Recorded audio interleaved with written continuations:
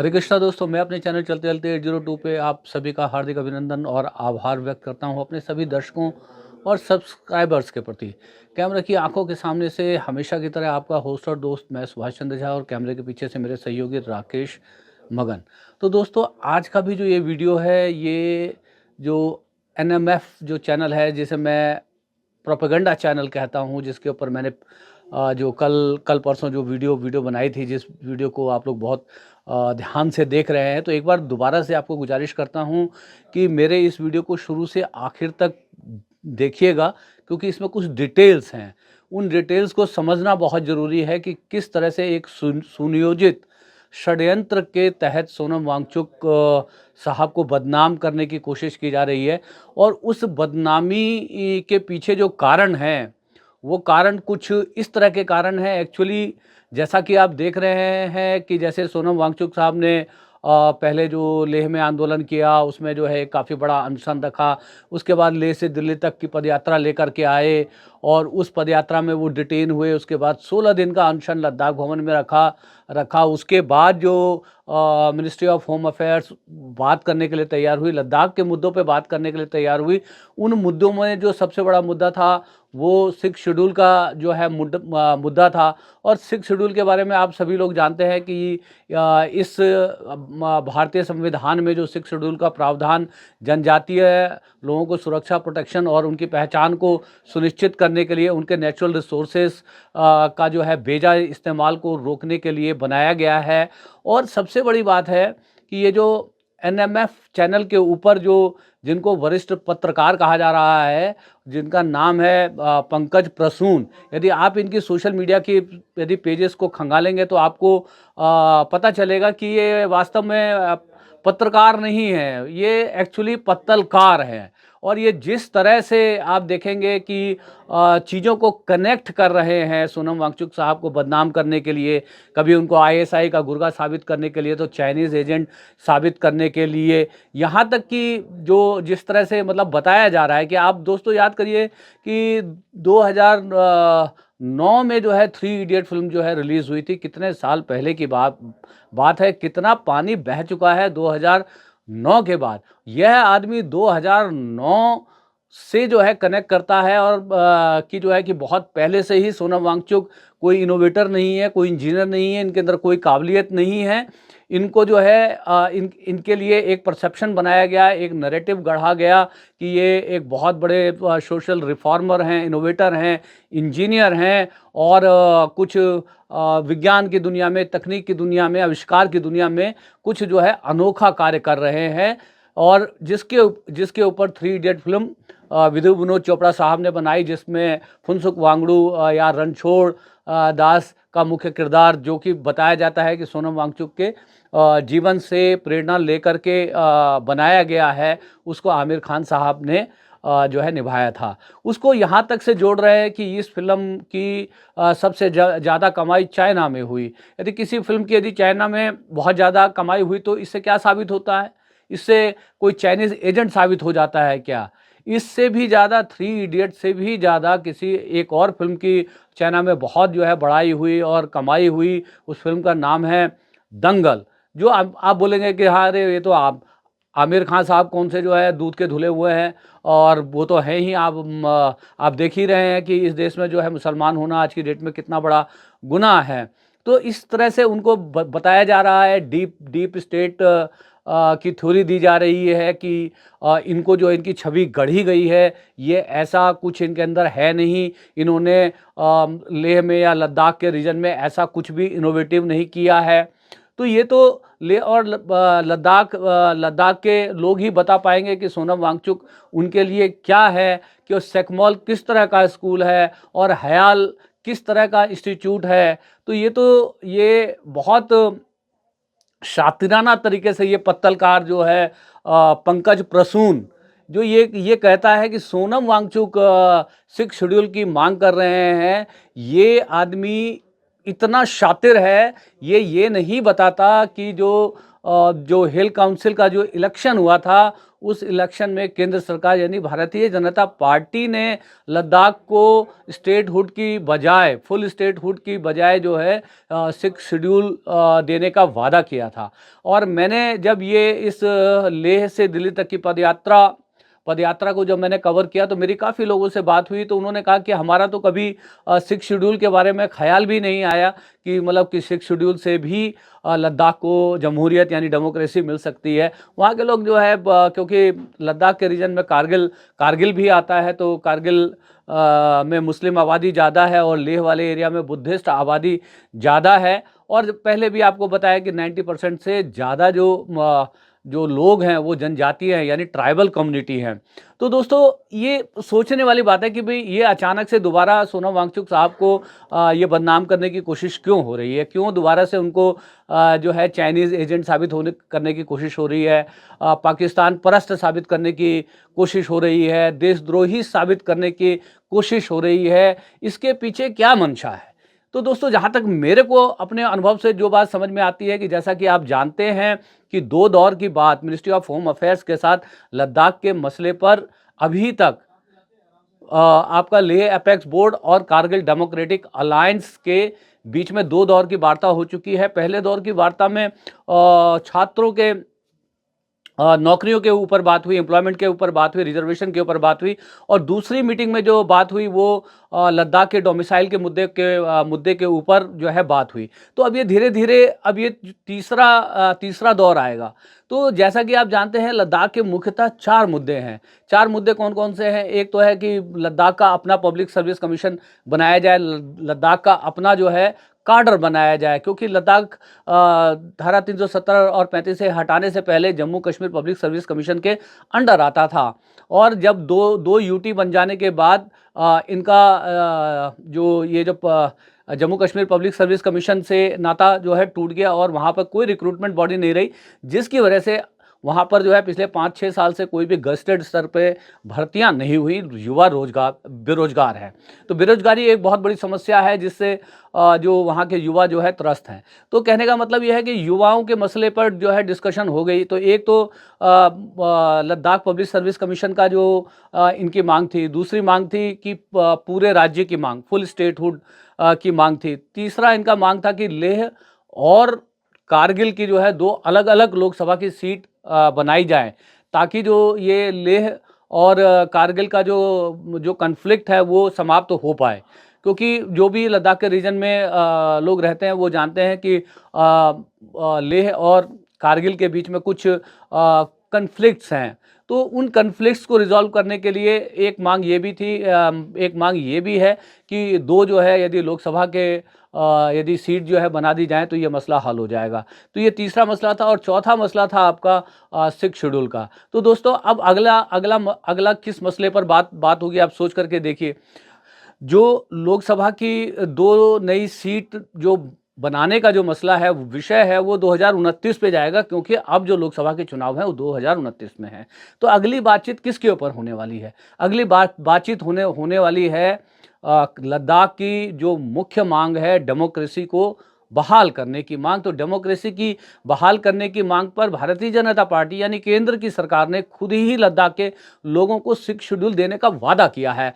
तो और ये वादा करने के बाद कहीं ना कहीं केंद्र सरकार को लग रहा है कि ये जो 6 शेड्यूल का यदि हम लद्दाख को दे देते हैं तो लद्दाख और लद्दाखी जो है अपने आप में ही बहुत एम्पावर्ड हो जाएंगे, और जिसकी वजह से बहुत सारे पूंजीपतियों के इंटरेस्ट में जो है कहीं रुकावट आएगी, कहीं खलल आएगा। जैसा कि आप जानते हैं एक बहुत बड़ी जो सोलर पावर की योजना जांस्कार और पांग घाटी के आसपास जो है प्रस्तावित है, और बताया जाता है कि उस पर कुछ काम भी शुरू हो गया। 13 गीगाबाइट का सोलर प्लांट वहाँ पे लगाना जो है प्रस्तावित है, सोलर पार्क लगाना प्रस्तावित है। अभी यूनियन पावर मिनिस्टर और हाउसिंग के जो मिनिस्टर जो मनोहर लाल साहब हैं, उन्होंने अभी कुछ दिन पहले जो है लद्दाख का दौरा किया है और इन सब जो मतलब प्रोजेक्ट हैं इनको जो है रिव्यू किया गया है। सवाल ये नहीं है कि वहाँ पर कोई भी, चाहे सोनम वांगचुक साहब हो, चाहे लद्दाख के लोग हैं, वो किसी भी तरह की विकास परियोजनाओं का विरोध नहीं कर रहे हैं। पर उस विकास परियोजनाओं के कारण जो पर्यावरण को नुकसान हो रहा है, और ख़ास तौर पे जहाँ पर ये सोलर प्लांट लगना है, वो जो भूमि है चारागाह है, और चारागाह है जो वहाँ पर, मैं आपको बताना चाहता हूँ, यदि आपको नहीं पता है, जितने हमारे उत्तर भारत के लोग हैं और रेस्ट ऑफ द इंडिया है, कि सबसे बेस्ट पश्मीना जो यदि कहीं से आता है तो वो लद्दाख के रीजन से आता है। तो वो जो, जिस जानवर से जो है पश्मीना निकलता है, और जो कम्युनिटी उस जानवर को पालती है, उस जानवरों का चारागाह है, वहाँ पर वो उनके खाने की जगह है। और यदि वहाँ पर सोलर पार्क बन जाता है तो वो चारागाह खत्म हो जाएंगे। चारागाह खत्म होने का मतलब ये है कि उन जानवरों का भोजन खत्म हो जाएगा। उन जानवरों का भोजन खत्म हो जाएगा तो निश्चित रूप से कि उन जानवरों के ऊपर जो जिस कम्युनिटी का लाइवलीहुड जुड़ा हुआ है, वो भूखों मरने लगेंगे, और साथ में जो है पश्मीना का उत्पादन कहीं ना कहीं पर प्रभावित होगा। और पश्मीना से एक बहुत बड़ी जो है फॉरेन करेंसी डॉलर जो है भारत जो है कमाता है। तो बात सिर्फ इतनी ही नहीं है, ये जितने भी तरह के जो एक्टिविज्म हो रहे हैं, खासतौर पे जो पर्यावरण से जुड़े हुए लोग हैं, ये हमेशा किसी न किसी औद्योगिक समूह के निशाने पर रहते हैं। उनको ऐसा लगता है कि ये लोग इस तरह के मुद्दे उठा करके इनके जो महत्वाकांक्षी मतलब प्रोजेक्ट है उसमें जो है रोड़ा अटका रहे हैं। दूसरा क्या है दोस्तों, जो जहाँ का, आप जैसे कहते हैं पहाड़ का पानी पहाड़ के काम नहीं आता है, और और ये भी कहा जाता है कि पहाड़ की जवानी पहाड़ पहाड़ के काम नहीं आती है। जवानी का अर्थ ये होता है कि जो परिश्रम यानी श्रम, क्योंकि वहाँ पे रोजगार की स्थिति ना होने के कारण सारे जो पहाड़ी क्षेत्र, खासतौर पे उत्तराखंड, इन सब के जो लोग रोजगार के लिए जो है महानगरों की ओर जो है पलायन पलायन करते हैं। तो वहाँ पर जो सोलर जो उत्पादन के लिए प्लांट लगेगा, उसकी बिजली भी जो उनको नहीं मिलने वाली है, वो सब बड़े बड़े शहरों की ज़रूरतों को पूरा करने के लिए, हम शहर के लोगों की जो ज़रूरत से ज़्यादा जो हमारी ज़रूरतें हैं बिजली के ऊपर, जो हमारी निर्भरता है, हमारी जो लाइफस्टाइल है, जिस तरह से हम बड़े बड़े शहरों में बिजली का जो इस्तेमाल कर रहे हैं, बेजा इस्तेमाल कर रहे हैं, इन बेजा इस्तेमाल के कारण इतनी बड़ी मात्रा में हमें बिजली की जो ज़रूरत पड़ रही है। और इस ज़रूरत को पूरा करने के लिए जो ये हिमालय क्षेत्र के लोग जो है अपना बलिदान दे रहे हैं। और जो लोग भी, मतलब यदि लगता है कि जो पर्यावरण को बचाने की बात करते हैं और कहते हैं ये अ, कि इस तरह के मतलब प्रोजेक्ट से जो पर्यावरण को जो नुकसान हो रहा है उसके बारे में बात बात करते हैं, तो उनको कहीं ना कहीं सो कॉल्ड विकास के मार्ग में जो है बाधक समझा जाता है। तो इसलिए एक बहुत जो कहते हैं सुनियोजित तरीके से ये पंकज प्रसून जैसे जो है पत्रकार नहीं है दोस्तों, ये पत्तलकार है। यदि आप इनकी एक्स हैंडल पे जाएंगे, यानी ट्विटर हैंडल के ऊपर जाएंगे, और या आप एनएमएफ चैनल के सारे कंटेंट देखिए, तो आपको पता चल जाएगा कि ये जो चैनल है, इसके कंटेंट एक तरफा हैं। इसके कंटेंट जो बिल्कुल एक खास विचारधारा की राजनीति को हवा देती है, एक खास प्रकार की राजनीति को जो है कहते हैं सपोर्ट करती है। तो ये जो इस तरह से सोनम वांगचुक साहब को जो एक बदनाम करने की, डिफेम करने की जो साजिश हो रही है, उसके पीछे कहीं ना कहीं लद्दाख का जो 6 शेड्यूल की जो मांग है, उसको खारिज करने की कोशिश हो रही है, ताकि लद्दाख के लोग डेमोक्रेसी को पा करके खुद मुख्तार ना हो जाएं, और अपने क्योंकि 6 शेड्यूल एक बहुत ही वर्सटाइल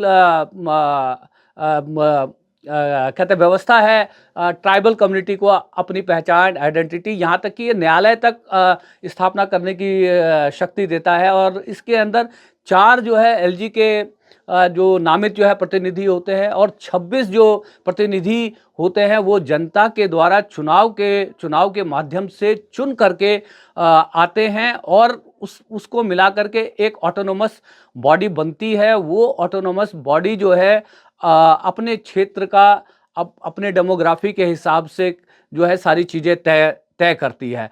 और 6 शेड्यूल जो लद्दाख जो जिसका वादा जो है भारतीय जनता पार्टी यानी केंद्र सरकार ने जो हिल काउंसिल के जो है चुनाव में किया था। और जैसा कि आप जानते हैं कि 6 शेड्यूल ऑलरेडी नॉर्थ ईस्ट के राज्यों में ऑलरेडी है, जिसमें शायद अरुणाचल है, मिज़ोरम है और दो और राज्य हैं। उसके बाद ये पत्तलकार पंकज प्रसून वहीं नहीं रुकता। ये कहता है कि सोनम वांगचुक धीरे-धीरे जो ये जो अभी जो सोनम वांगचुक पर्यावरण से जुड़े मुद्दों को लेकर के जगह-जगह पर जा रहे हैं, लोगों में जागरूकता फैलाने का प्रयास कर रहे हैं, सेमिनार्स को अटेंड कर रहे हैं।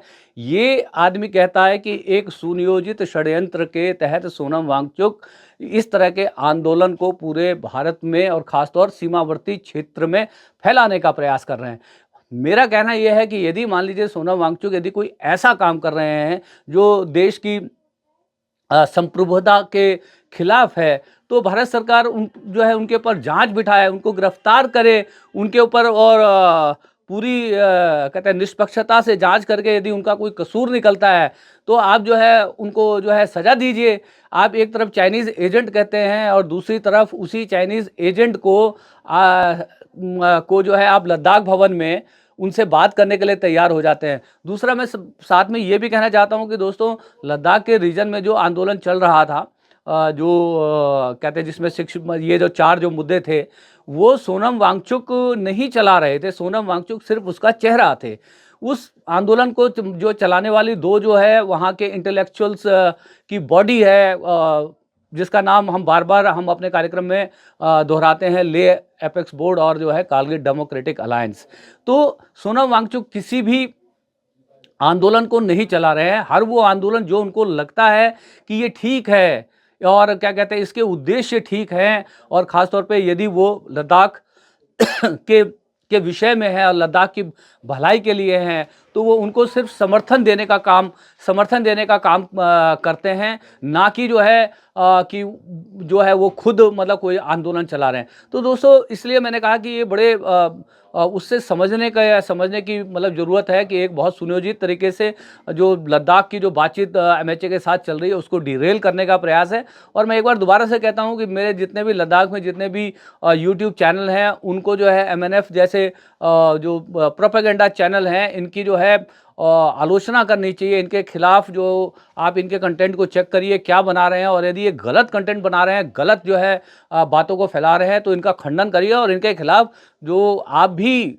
वहाँ सर जो है क्या कहते हैं फैक्चुअल वीडियो बना करके डालिए और बताइए कि ये जो है प्रोपेगेंडा बंद होना चाहिए। ये जो पंकज प्रसून जैसे जो है पत्तलकार प्रोपेगेंडा जर्नलिस्ट जो इस तरह की गलत जो है कहते हैं बातों का प्रचार कर रहे हैं, इनके ऊपर लगाम लगाया जाना बहुत ज़रूरी है। तो अंत में एक बार दोबारा से कहता हूँ कि यदि बातें समझ में आ रही हूँ और यदि लग रहा हो कि मैं कुछ लॉजिकल और मीनिंगफुल बात कर रहा हूँ, तो चैनल अब तक सब्सक्राइब नहीं किया तो सब्सक्राइब कर लीजिए। आपको लगता है इसके ऊपर आपको भी कुछ बात करनी चाहिए तो आप बात भी अपने कमेंट बॉक्स में लिख भी दीजिएगा। आपको लगे कि ये बातें दूर दूर तक खासतौर पर लद्दाख के सभी रीजन में पहुंचनी चाहिए तो पहुंचा दीजिए शेयर करके। और एक बार अंत में जो है आप सभी जो मेरे लेह के दर्शक हैं उन सबको जो है जूले कहता हूं, और कारगिल के जितने मेरे दर्शक हैं उन सबको जो है सलाम भेजता हूं।